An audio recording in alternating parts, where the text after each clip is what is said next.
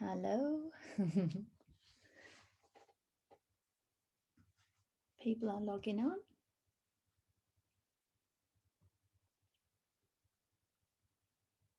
Hello, everybody.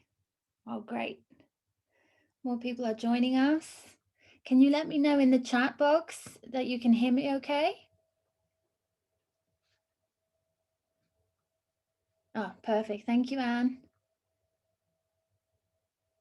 Wonderful. Oh, more people are joining. Great. Okay, we'll give it one more minute. How's everyone doing this evening? Where are you joining us from? And there you go. Actually, I'm curious. Oh, brilliant. New York City. I'm curious. I also want to know, what's the first thing you're going to do as soon as the borders open up and you can start traveling again? Let me know. Birmingham, great. New York, gosh, so many people. Frankfurt, Madrid, Switzerland, Rome, Mexico, Birmingham, Paris, Tangier, wow. Aberdeen, Rome, Switzerland, amazing. Toronto, Canada, cool. Boston, wow, we've really got a global audience. Vietnam as well, yay. Travel depends on the time of year. South of France, oh, south of France, Portugal, Italy, how nice. So good. I was just thinking yesterday how nice it would be to be in a foreign country right now and just go have a coffee in a cafe somewhere and read a book. How cool would that be? Just people watching and reading. The small things. Anyways, welcome everybody. Thank you for joining us today. I'm sure many of you have joined our webinars before, so I won't bore you for much longer, but I have to go through the housekeeping. So just to let you know, the webinar will be recorded as usual, and this particular webinar is going to last 30 to 40 minutes with about 10 to 15 minutes for Q&A. All of you will be muted and without video, but if you did want to share something, you can use the chat box. If you have any particular questions, there will be a Q&A section at the end, so please put your questions in the Q&A box and we'll get Saana to answer those for you at the end. So the webinar that you've joined today is called The Art of Networking, and it will be presented by Saana Azzam. Saana is joining us live from Dubai. She's the founder of MENA Speakers and the tech platform Experts Market, the author of the book Leading Speakers, a fellow with Vital Voices, an award-winning economist with a master's degree from Stockholm School of Economics, and many, many other things. If you're curious about Saana, you can obviously find her on LinkedIn, and she has a website, saanaazzam.com. So I'm going to pass you guys on to her now. Hi, Saana. Hello. Hello. Good. Enjoy the webinar, everyone. Thank you. So,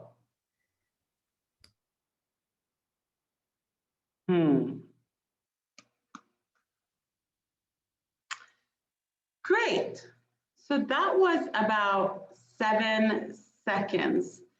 And it takes about 7 seconds to form a first impression, to decide if the person in front of you is trustworthy, likable, and competent. And so at this stage, you have actually already made that decision, whether you think I'm trustworthy, likable, or competent. So now that we all know that, I can take off these glasses and here you go. And that research, it tells you something about the way we network and interact with people. How many of you remember the movie where someone, so this is movie trivia, are you ready? Where somebody said, "You had me at hello." So who knows what movie that is? Let's see. You had me at hello. Yes, Alicia. Thank you, Jerry Maguire. Indeed, it comes from the movie Jerry Maguire. And it actually quite nicely corresponds to the research from the University of Glasgow in Scotland, where a psychologist, he was researching the sound of hello. So he took all these conversations And then he made different people listen to the different hellos that came out of these phone calls and conversations and then assess them. And so if you think about it, you have a hello, hello, hello, hello, hi, and so on. And from there, the people that listened to them made an assessment whether they found the voice to be one that can be trusted or was likable or not. And so the most popular or trustworthy voices were the ones where the female voice, so it's female voice that moves down. And you can have different reasons to why that would be the case. But when you're speaking, your voice is moving down. It sounds less like a question. So a question would go, how are you? You don't say, how are you? Full stop? No. So if you want to be a bit more assertive, you tend to move your voice down. So perhaps that's one of the reasons to why we can make such an assessment. So the female voice that has more of a bass voice and it moves down was perceived as more trustworthy. So first impressions truly do matter, and we make a really quick assessment about the person in front of us, whether we like them, dislike them, again, whether we find them competent or not. And so there's something called the halo effect, where sometimes we meet somebody to walk through the door and you go, wow, I really like that person. I want to connect with them. I want to talk to them. I want to be their friend. Or you have the opposite, which is called the horn effect, halo, horn. I guess somebody very religious came up with these terms. And so these are just psychological biases that we have in which we make these very quick assessments about the person in front of us. So 7 seconds, and these are really precious seconds. So when you do interact with somebody, you really want to come in with a assertiveness, confidence, likability, openness, showing palms. I come with peace, and just send the signal of the trust signal so that the person in front of you is at ease.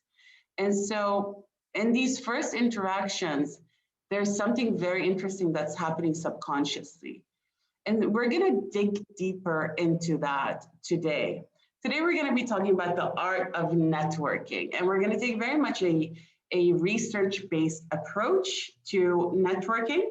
And the reason why this personally interests me is because when I started my career, I was a banker in my previous life, and I felt rather intimidated many times by the big bankers that were around me. And so it early on helped me navigate through the different social contexts that required for me to be either high-powered, low-powered, or to build alliances. And how do you do that with somebody you perceive to be very kind of closed, guarded, intimidating? And so today we're talking about the art of networking and how to build bridges in a really effective way and based on research. So my name is Saana Azzam, and as Nadine so kindly mentioned, I am the founder of MENA Speakers. I've spent the past 11 years focusing on communication. We are the leading speakers agency in the region. I represent fantastic speakers and we send them on speaking engagements for training, but I also train people myself because I love this topic. So I do a lot of executive training, grooming. When somebody's going to be CEO, they're up for being promoted, I get called in to really upskill them and increase their executive presence.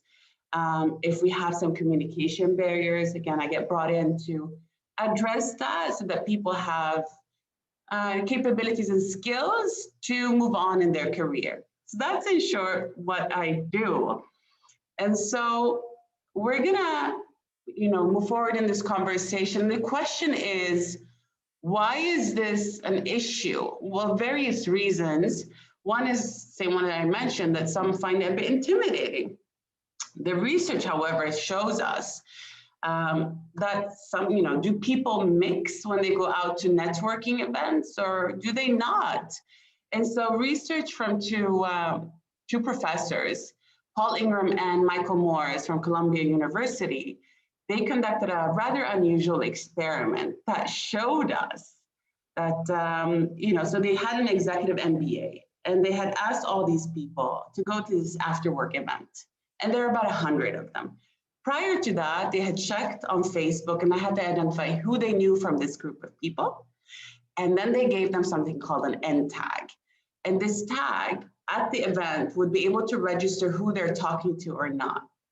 And so the question was, when people go out to networking events, do they actually do it?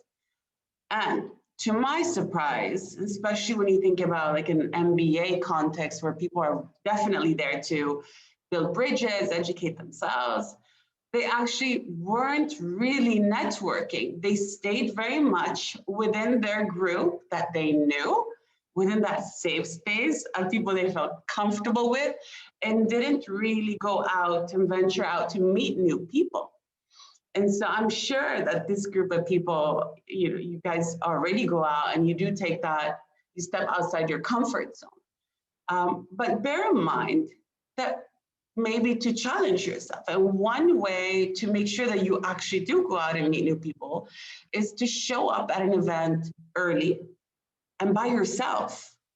Because if you're going by yourself, you're essentially forcing yourself to go and meet new people. And it's really setting you up for success to build bridges and alliances. And so this research was from 2007 from the US. And I'm certain that from different parts of the world, it will differ. But I still believe that it's very telling of the possible pitfalls that all of us could fall into when we're out trying to build bridges and get to know new people. And so one thing that is for sure, for granted, I'm sure a lot of you have already heard this, is this expression. It's that your network is your net worth. And so for sure, if you know a lot of people, you have a really strong support system, then most certainly they're going to help you really rise together. You've heard the expression that you're the average of the 5 people that you spend the most time with.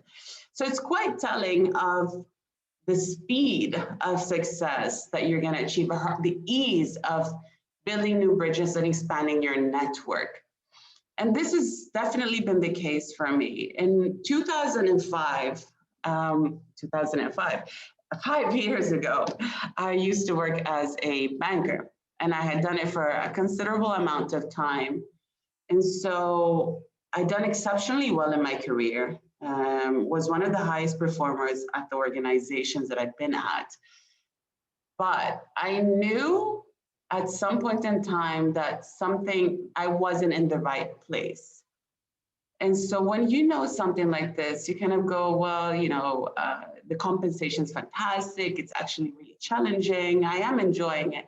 Maybe I can do something about it. So I thought maybe a leadership program would help me out. And I signed up to a course, which I thought was a leadership course. Turns out it's more of an NLP executive life coaching style course. And in that, there was a set of questions that were asked. And the questions were, and this is really a really cool exercise. So if you leave doing this exercise, if that's the only thing you take with you, then really it'll be super valuable. The exercise asked very simple questions. It was such a turning point for my career.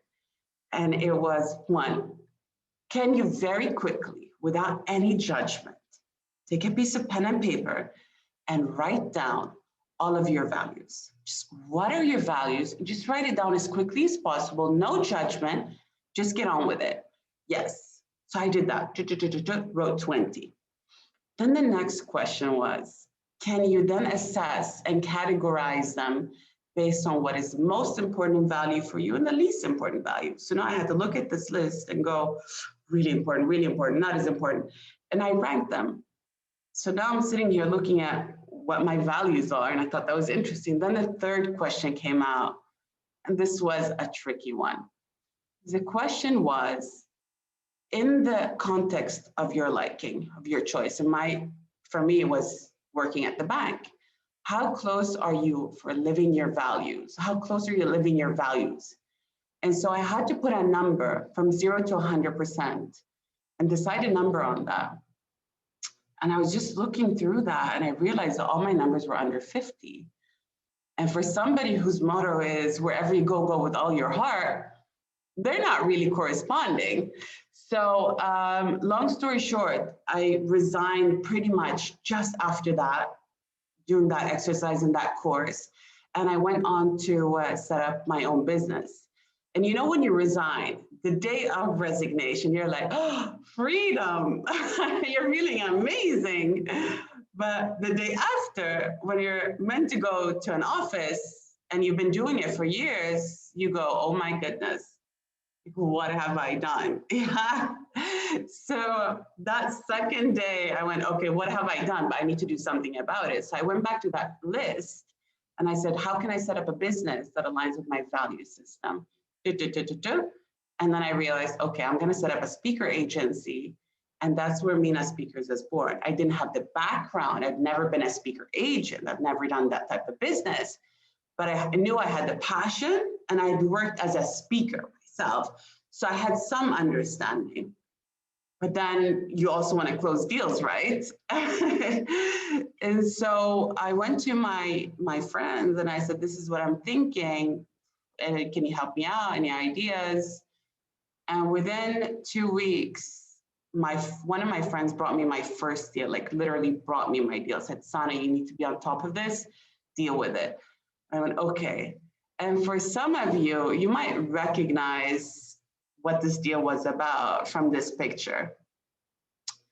So do any of you recognize, well, I'd be surprised if you recognize the person to the left or right, but the fella in the middle, do you know who that is? All right, so if you don't, then let me tell you, that is His Excellency President Thabo Mbeki from South Africa. He's the second post-democratic president in South Africa, and he was the one that followed Nelson Mandela. And so this was definitely one of these situations. My first couple of deals actually came from my immediate network before I had figured out the business, before I'd figured out what to do. And so definitely this is the case of your network is your net worth. Let's amplify that message with other examples. There is research from also the US here that shows us that those that have found a job, they tend to earn on average. So you have 40K versus 38K. Those that found a job through a referral, through friends, they earn a bit more than those that have done it through direct applications. And the same applies with if you have found a job through employee referrals. So if a friend, referred another friend to start working with them or a net, connection, then you're more likely to get that job versus those that had 42% of the applicants that come from direct applications. Those that found a job through somebody in their network tend to stay on for a longer period of time in comparison to those that had been direct applicants. And so you can discuss why that's the case. It could be because you have somebody who put their neck on the line for you. It can be because you've had a more candid conversation to how the culture is and what the job actually is. It can be a set of different things, but the research supports the idea that when you do look for a job and you find a job that comes from your circle of friends and network, it actually pays off. So there might be a business case to leverage your network and to really improve your networking skills to build a relationship and accelerate your career. And so let's take that one step further.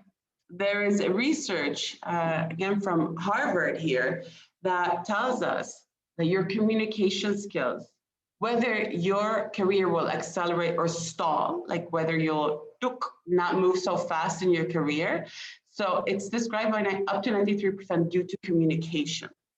So if you're not a great communicator, it's going to influence and impact your career very greatly. And so 93% describe the reason to why careers stall. Let's break that down, right? So the reasons being, one's communication style. If the way you speak is maybe not in line with the corporate communication or the way a certain culture operates, it doesn't correspond, or you over communicate, which is also frustrating. it will not help your career. If your executive presence, so 36% is attributed to executive presence, which I would describe as your verbal communication, but also your nonverbal communication, the way you look, the way you behave, the way you dress. So executive presence describes 36% of that. And then you have your peer level relationships. And that's 29% of the 93 are attributed to the peer level relationships. So do you manage your relationships well? If you're really good with these three things, it will definitely help you grow in your career and accelerate your career. If not, then the bad news is that it will be a bit challenging for you. But then to add some good news to it is that these are all skills. And these are all things that you can learn. And so this is something that we do all the time. We groom people, we train them in enhancing their communication skills, their rapport building, the way that they engage with their peers, with their managers, the way they dress, the way their nonverbal communicates. These are things that my team and I actually get, commissioned to do all the time. So good news is you can learn it. You can learn it from YouTube videos. You can learn it from Dale Carnegie's book, which I think is fantastic. So a much recommended read. We're here to talk about networking, and it would be such a shame if we didn't do it right now. So I'm going to ask you to join me and exercise a little bit of Networking 101, I would like to call it. So I'm going to ask you to do me one favor. I hope you're ready. You have your keyboards on standby. I'm going to ask you to do this.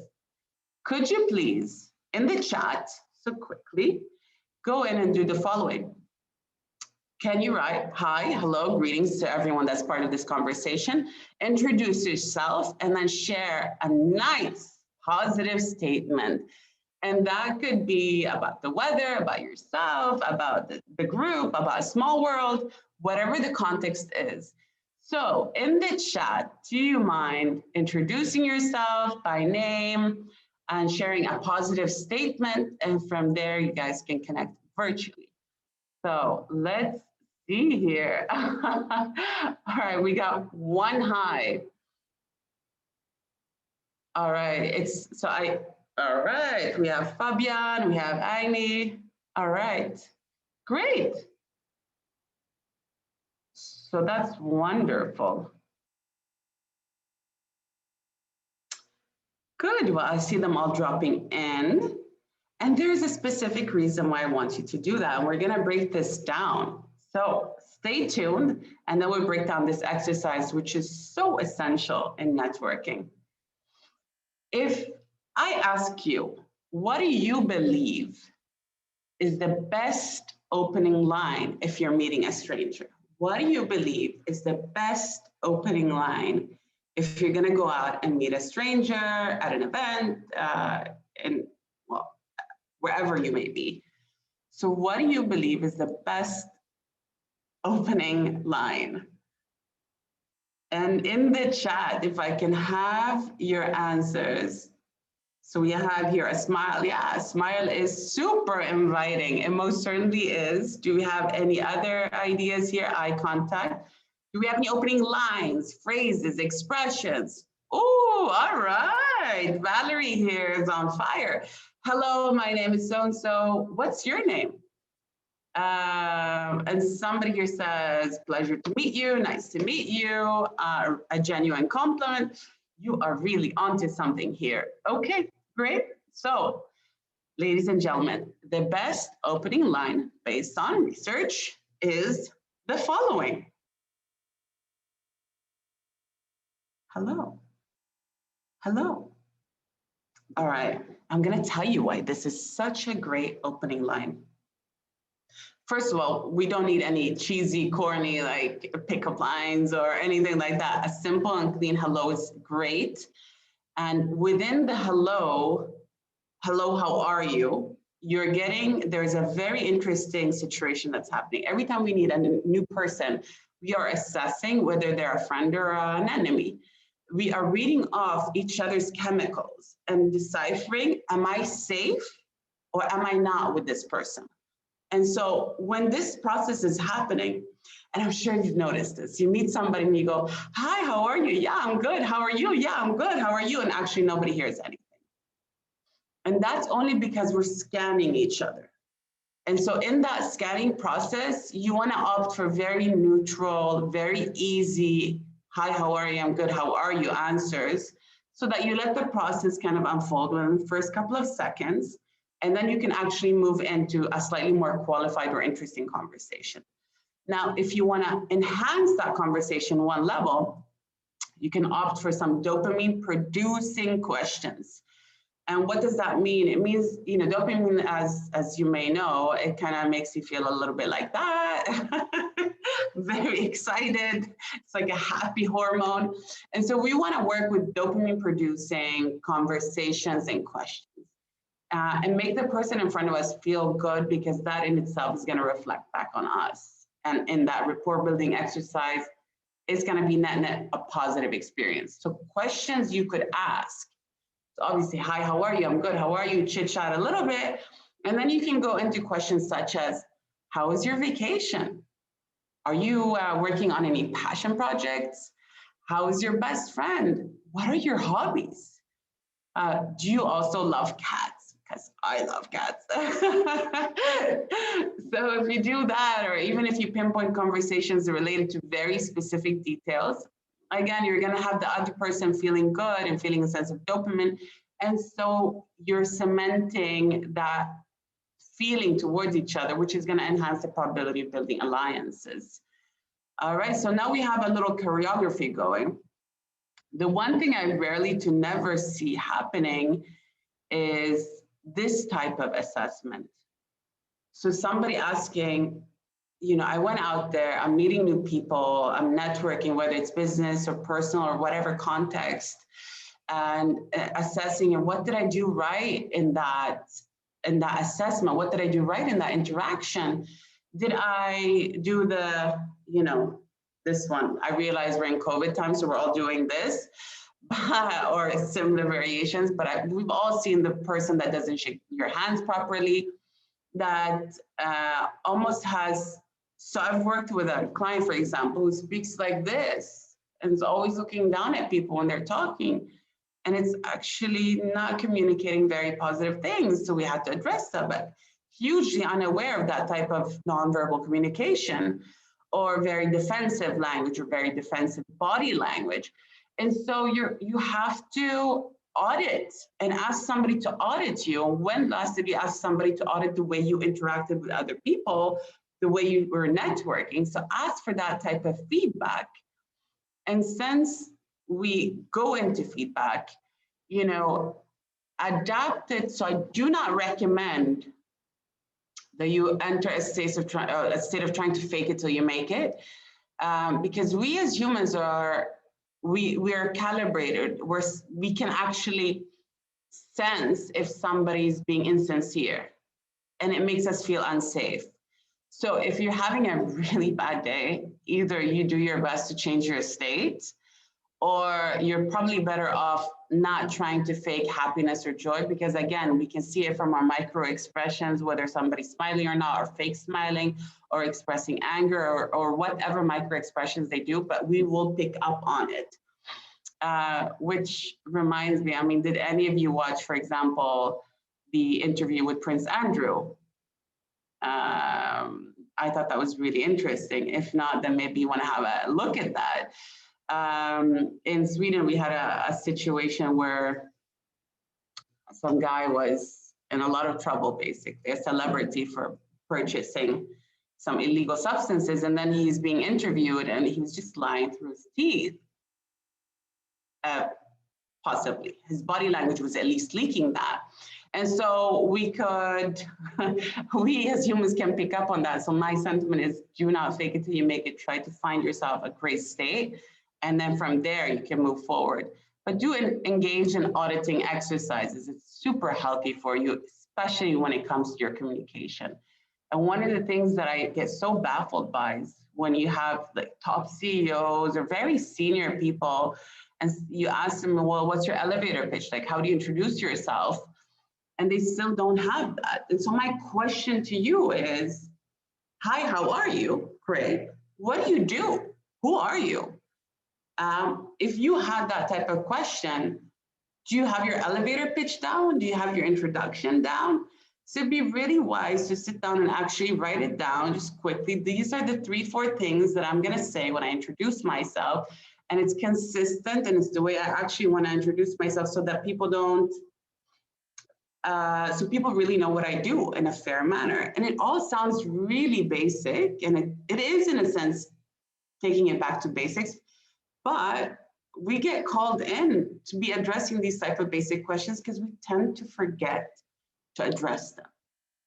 And so, all right, let's continue on our kind of choreography of what works when you're networking. So we know a good and decent hello is there.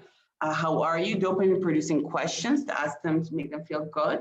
And then you can do a little something like this, where you engage in the rule of reciprocity, which is pretty much, how many of you have heard of the Hare Krishna model? Basically, they were Hare Krishna. It's a life philosophy in which, a religious group of sorts, which they were made a huge success out of handing out flowers at the airport. And when they did that, people in return wanted to donate money to their organization. So they're hugely successful in doing that. And so they played on the rule of reciprocity. And the rule of reciprocity really works out nicely to build alliances, to build friendships. There is one that links back to that, which is also known as the Franklin effect. And it comes from Benjamin Franklin. And the story is as follows. Benjamin Franklin, who, very successful man, a scientist, politician, knew that there was another gentleman who was a bit of a rival and disliked him. And so he didn't know how to address it, and it bothered him a little bit. And so he was thinking about how to diffuse or build an alliance out of this, because he was a stakeholder. But he heard that he'd had this like rare book library. So Benjamin Franklin goes to this gentleman who he knows doesn't really like him and asks him, hey, buddy, do you mind if I can get a book? Can I borrow a book from you for a few days? And this man, the rival, he said, all right, here you go. So he did. Benjamin Franklin takes the book, he reads it, sends it back with a really nice thank you note, appreciating the gesture. Now, the rival, a few weeks later, bumps into Franklin, and he goes, hey, how are you? Thank you for the book. And it was a very amicable experience. So this is what is referred to as the Franklin effect, which is if somebody helps you once, whether it's a rival or not, there is a high willingness to increase that collaboration and help numerous times. So it does make sense to accept help if you want to build relationships or to ask for a favor if, again, you want to build and cement a relationship. So that is the Franklin effect. And I think it's a really useful technique to use when you are in a networking, relationship building situation. Yes. And so before I kind of wrap up this conversation, I want to share with you probably the most interesting piece of research I've come across, because I think it is so fundamental to human nature. And it's research from Stanford, from researcher, his name is Van Sloan, right? Let me ask you the question. What do you think makes popular kids popular? So what do you think, when you look back, and it was a while back since I was in high school, but what do you think defines popularity? And if we look at it from the perspective of high schoolers, what do you think makes popular kids, popular? So we're getting some really great answers here. Fuad says they're funny. Antoinette says their overall essence. Fabian says confident. Valerie says they act popular. We have confidence coming up. We have Liz saying they're liked. What else do you think makes popular kids popular? Oh, they're good looking, they're friendly. All right. Okay. So we have lots of great answers dropping in here. And I love this research. So it's coming your way shortly. Van Sloan studied 2,437 high school kids.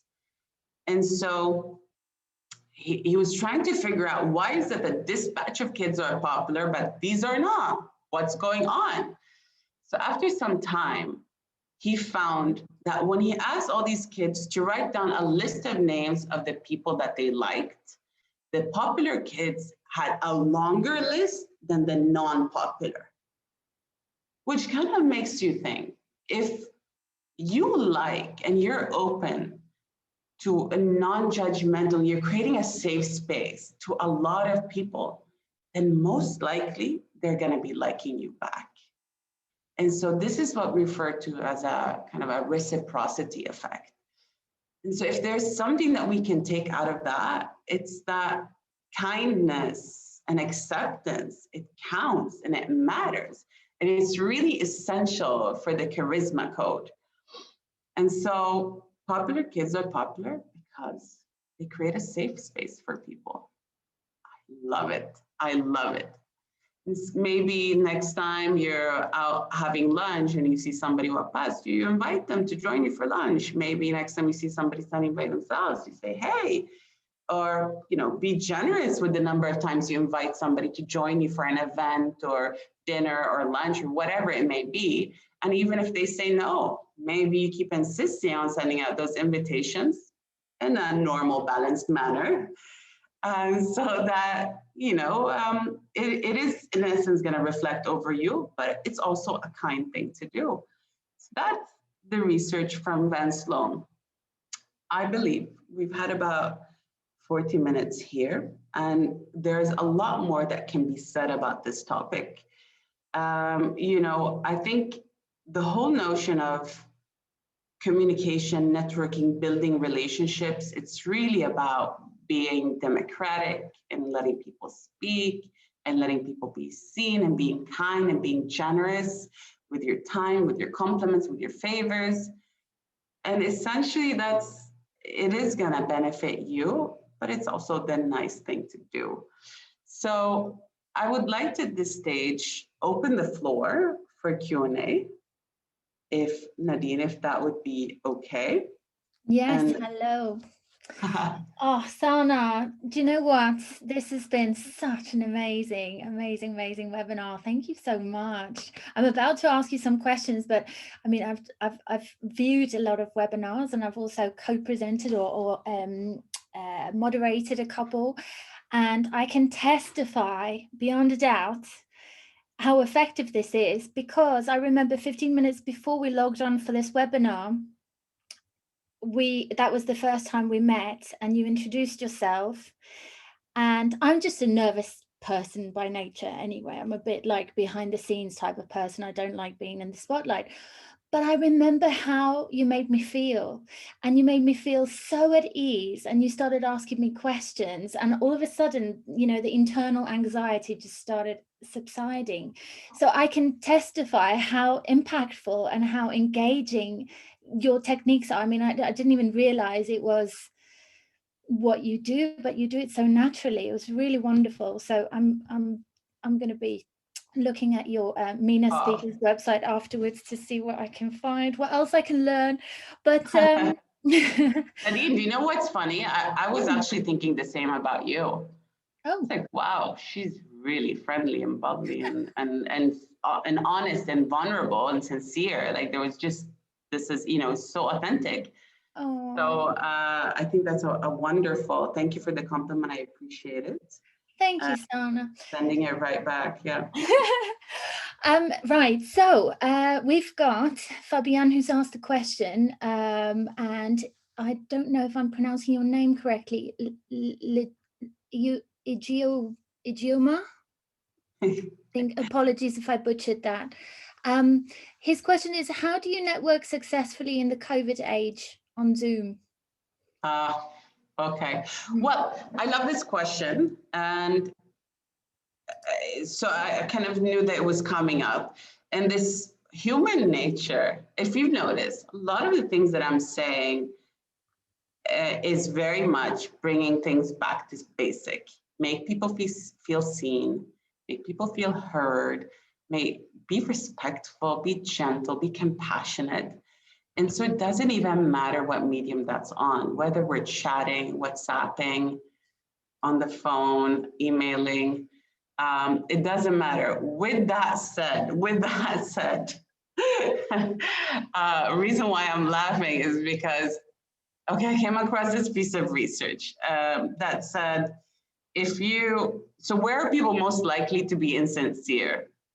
And it's actually not in person. It is not via email. It's over the phone because there's no trail that's left behind. So I'm just going to throw it out there to be mindful about it. But with that said, coming back to your question, how do you network? You build relationships in exactly the same way, online or offline. It really doesn't matter. We can create a lot of intimacy through these type of conversations.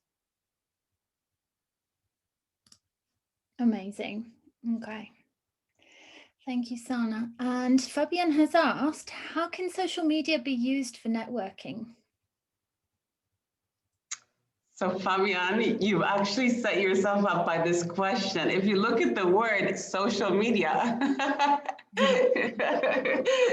I mean, you are meant to be social on social media. So I'm just gonna leave it at that, because the whole idea is to form authentic relationships. It's to be be genuine.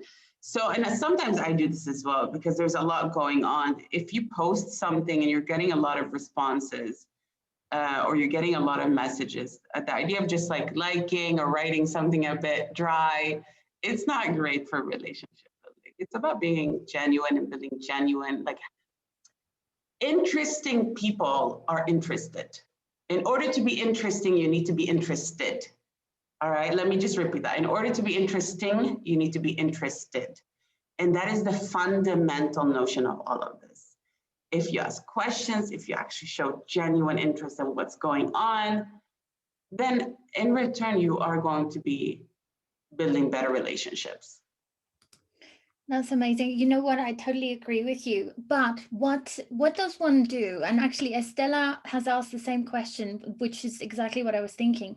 What does one do when you are in the company of someone who is quite closed? How do you network with closed people? Yes, yeah, all right, okay, great. I love this. And it was one of those things I really wanted to talk about, but I was just so mindful of time. Okay, so I'm married to, we are polar opposite. My husband, he's an engineer. He's really an introvert, wonderful man, bless his soul. And I'm really an extrovert. And so right at the beginning, when we started dating, then he, show up all like made up, new outfit, very excited about seeing him. And then I'd ask him, oh, like, what do you think? Does this look good? And he would look at me and kind of go, yes. I'm going, what do you mean yes? Like, what's going on here, And so it took me a few years to, oh, he's an introvert. He thinks a lot and then he speaks. And so his pace, his quality assurance of everything that he says is just at a different pace. And so I'm engaging in a lot of different techniques to build that. One is actually the fundamental thing is exercising compassion and understanding. But if we get practical, one is for me to actually just be quiet and let him think and process, and then ask whatever he wants to ask or share whatever thought, because he just wants to make sure that everything that he says is correct. And that's just the way he's constructed. Myers-Briggs divides the world in a roughly 50-50 introvert extrovert, which is not correct because you also have ambiverts. But let's humor it and assume that the world somehow is divided like this. It means that us extroverts need to just take it a little bit easy every now and then and be very compassionate to the pace and the speed. Because for us, it's more speaking, then thinking, speaking, then thinking. For them, it's thinking and then speaking. So it's just a different modus operandi. And it's about being respectful. Now, if you're one of these silent soldiers versus a monologue monster, which is my case, then, you know, what I would say is get into the habit and training of asking questions back. Like, pressure yourself a little bit to ask questions back. And so these are some of the things that we've done in our household. You know, if we're going out, we're meeting other people, that we work on like stories and things that he would feel comfortable sharing. He's a bit prepared. And in my case, maybe take a step back every now and then so that he gets his space. So I hope that answered parts of the question. Yeah, I think so. I think what would be interesting, I think I really liked what you said, the monologue monster. I've never heard that before. It's actually quite cute. But if you're in the company of someone who's quite closed, it sounds like it would yield great results to just be quiet and give them the space to think before they speak. But what if they come back with 3 words? Oh, okay. Mirror. Ah. Yeah, so you can mirror. If you mirror their behavior, because their behavior is very natural to them. So for them, it's normal, it's no big deal. And so if you have a 3-word, try a 3-worded approach back, 3-worded question with the same pace, same body language, it's rapport building. Or, and let's humor this, say it doesn't work, then onus is on you to try to find whatever makes that person tick. So the dopamine producing questions.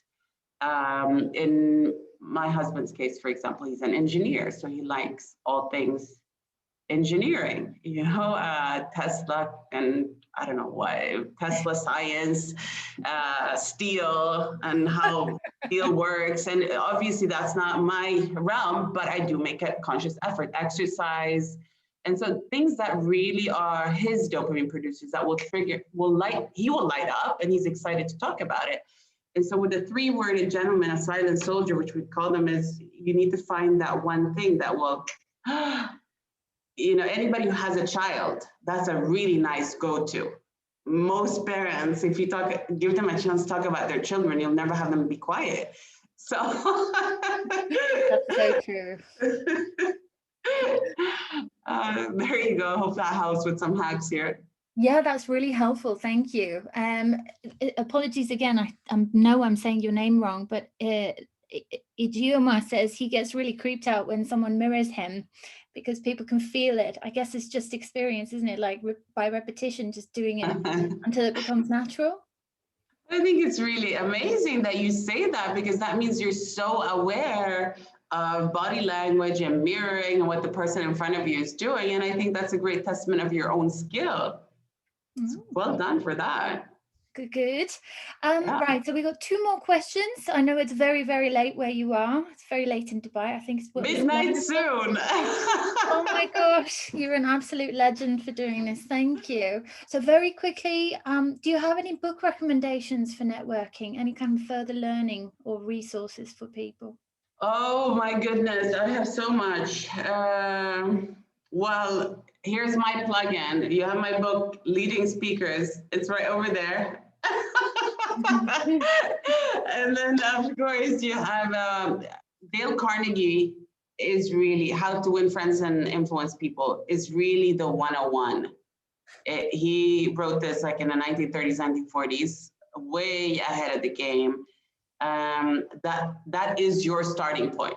You have to go there. If this is something you want to really kind of deconstruct and understand more, that's the one. Yeah, How to Win Friends and Influence People. Okay. Totally, yeah. Very good. Well, I will definitely be buying your book. I've done the How to Win Friends and Influence People a couple of times over the years, which is one of those books that you can just reread and something new will stand out depending on where you are in your life. But yeah, okay, final question. An anonymous attendee says, I'm very shy, clearly. Do you have tips on becoming more outgoing? Okay. So I think I really like this question because I think it's one that pops up. Knowledge is power. So my absolute recommendation is if this is something you want to be more outgoing, you want to have, so knowledge is power. The more you understand how that whole process unfolds, you have a repertoire of things that you can fall back on, your stories, some jokes that you can use and recycle, the easier it's going to be for you. In my case, I often get I'm scared of public speaking, I'm scared of presenting and all of that. So we coach people in this, and within a couple of hours, it's a skill. So why don't you just find a coach wherever you are in the world, let them help you with this. That's your option. And if you want to go another route and you do it by yourself, then sit on YouTube and just try to find hacks and mirror people. You can also use other individuals' techniques, jokes, rhetoric models. Try that and experiment. So those are kind of I think that was 3. Mm-hmm. Should I recap? So number 2, get a coach. Number 3 is mirror people. And I'm going to say number 1 is proper preparation prevents poor performance, or failing to plan is planning to fail. So find strategies that you're going to use. Amazing. Wonderful. That's super helpful. Thank you so much, Saana. Great stuff, everyone. So goodness, my mind is blown. A really value-packed session, and we're so grateful to have had you with us this late in the evening where you are. But yeah, thank you so much for sharing that valuable advice with us. And for everyone else who joined us in the webinar, thank you so much for being here today. And if you wanted to learn more about Saana and her organization, MENA Speakers, we've left the links in the chat box for you. But I'm sure you can find all of Saana's links if you search for her, Saana Azzam. So yeah, thank you. Thank you so much. All right, everyone. Thank you. Take care. Have a great evening. Bye, everyone.